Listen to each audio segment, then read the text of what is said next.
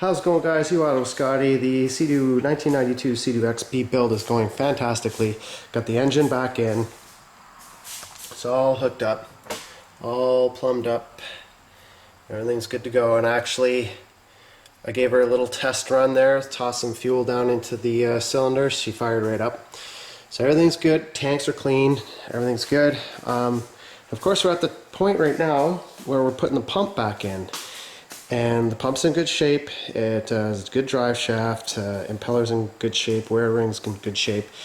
Just a side note, this pump has something I've never seen before. It's got shims on the pump, actually, which is interesting. I've never seen that before, but got some shims there.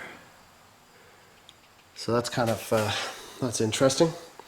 Anyhow, at this point, we should be doing an engine alignment, but of course I don't have the engine alignment tool, and I don't have, what is it, $700 to get that special tool to my door, and I don't have, I thought about all kinds of ways I can make one, but it's just pretty difficult. So, I actually had a viewer of mine contact me a few months back, Derek. And Derek has the same exact machine, and he actually had some issues with the drive shaft aligning with the motor, and actually chewed the splines up pretty good.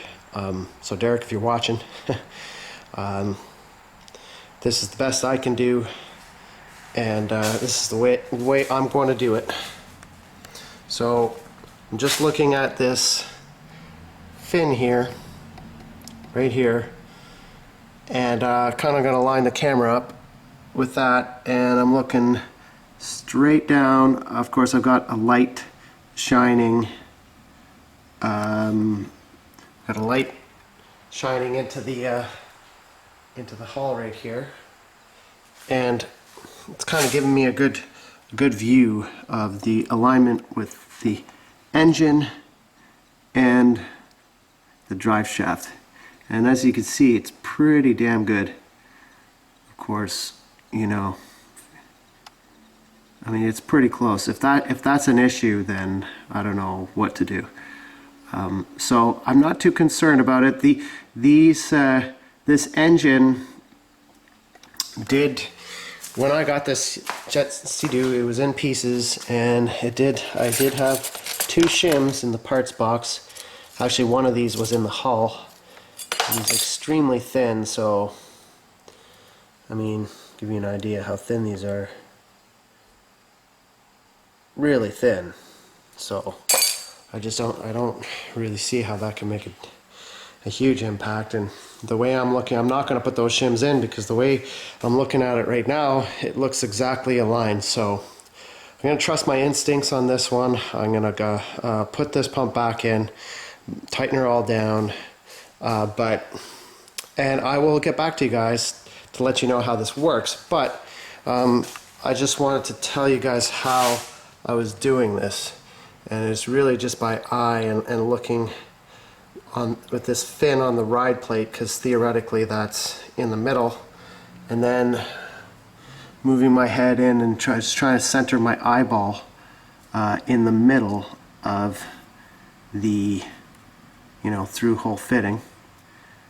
And with the light shining from the other side, I could kind of see the splines on the engine, and that to me looks like it's lined up pretty damn close. I mean, so like I said, if that's a problem, I don't even know if that could be closer with the tool. I'm not sure what the tolerance is here, but you know, there's supposed to be, I think, a 1/4 of an inch play on either side. That's why these splines here are sort of chamfered.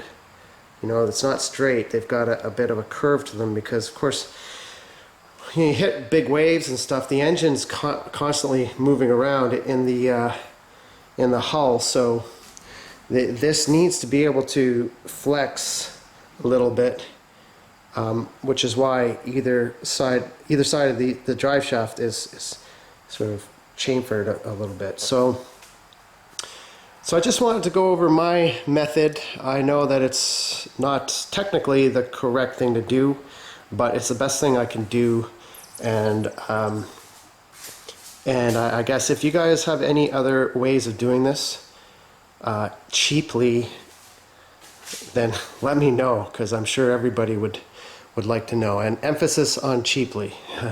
We're not looking at spending all kinds of money for a tool that we're probably going to use maybe a handful of times. So I hope you enjoyed that video, guys, and the next video you see from me, hopefully this thing will be on the water. We'll see you soon.